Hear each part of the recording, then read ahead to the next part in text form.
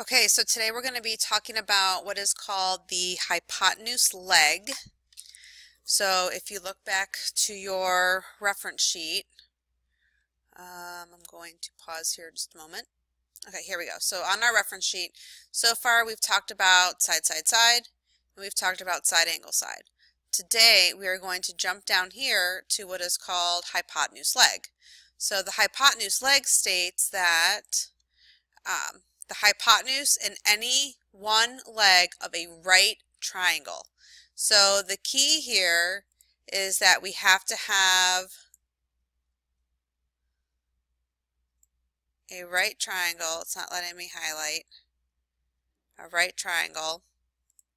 Let's try this. Nope, not letting me write. A right triangle, and then any one leg and the hypotenuse have to be congruent. So a hypotenuse, that's a side, and a leg, that is a side. So we're going to be using, again, these reasons that sides are congruent. Either it's given, it's a definition of a midpoint, or the reflexive property. So let's take a look at hypotenuse leg, and I can fill in those pictures for you a little bit better here. So again, if the hypotenuse in a leg of one right triangle, what is key? Looking for a highlighter. Of course, my highlighter is purple on purple. A right triangle is congruent to the hypotenuse and leg of another right triangle. Then the triangles are congruent. So if we take a look here, it says if, we're talking about the hypotenuse. Well, the hypotenuse is always the side opposite the 90-degree angle. So look at your right angle, look at the side opposite it.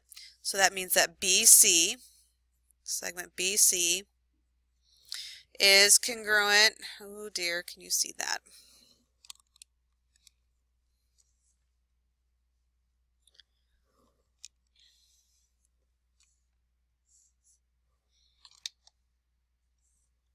I don't know if that helps or not.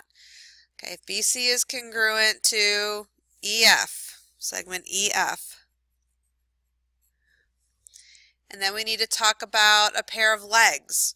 Well, a leg, that would be the non-hypotenuse. So here we've got segment AB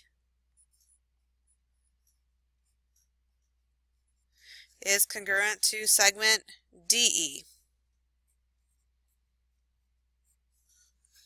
Okay, then we can say that triangle ABC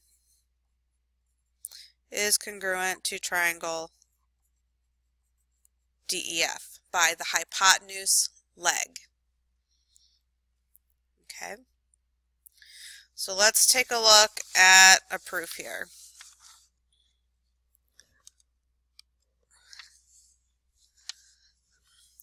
Okay, number one says given triangle LMP and triangle MNP are right triangles. Segment ML is congruent to segment MN. Prove triangle LMP is congruent to triangle NMP. Okay, so statement number one. I know it's kind of hard to read, but you can still follow along. Triangle LMP and triangle MNP are right triangles. Our reason for that, it comes straight from the given.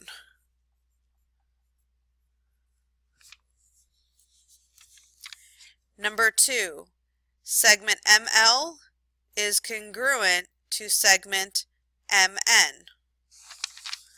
ML is congruent to MN. What's our reason for that? ML is congruent to MN. That's in the given. Okay, because we have a right triangle, we can take a look at these two sides. Are these sides opposite the right angle, or are they next to the right angle? They are opposite the right angle. So that means that this is a hypotenuse. Number three, segment MP is congruent to segment MP. MP congruent to itself. When you're congruent to yourself, what is that called? That's called the reflexive property.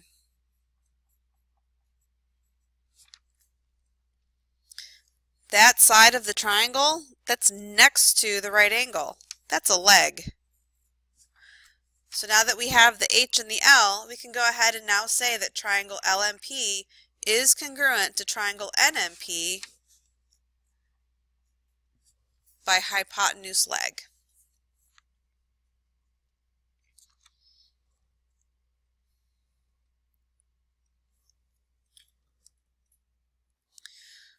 Okay, so turn the lights off. I don't know if that helps. Ooh, better or not. I don't know. All right. Number 2, triangle WVX and triangle YZX are right triangles. Segment WV is congruent to segment YZ. X is the midpoint of segment WY. Prove triangle WVX is congruent to triangle YZX. Number 1, triangle WVX and triangle YZX are right triangles. That is given. Well, when we look at our picture, we don't have any right angles marked. How do we know which angles to mark?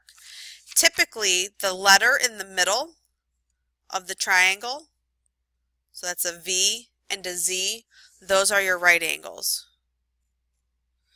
So I'm going to go ahead and mark those right angles. Number 2, WV is congruent to segment YZ. Okay, WVYZ, that's a given. When we look at those sides on the triangle, are they opposite the right angle or are they next to the right angle? In this case, they are next to, so that means that that is a leg. Number 3, X is the midpoint of segment WY. That's a given. Key word there, midpoint. So what do you think we're going to have to use in the future? Let's see. Segment WX is congruent to segment XY. WX, XY. We said X is the midpoint of the long one. So by definition of a midpoint, we now have 2 smaller congruent pieces. So that's definition of midpoint. Again, I'm sorry you can't see that very good. And that side of the triangle, that's opposite your right angle. The side opposite, that's a hypotenuse. So now we have both pieces of information. We have our hypotenuse and our leg. So now we can say that triangle WVX is congruent to triangle YZX by hypotenuse leg, or by HL.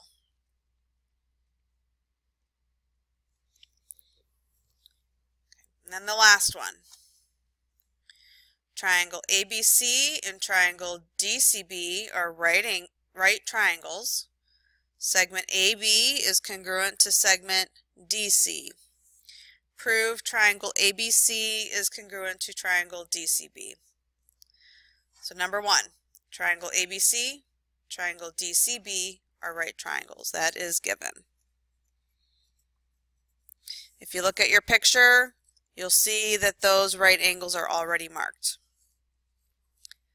Number 2, segment AB is congruent to segment DC. That comes from the given. So AB and DC.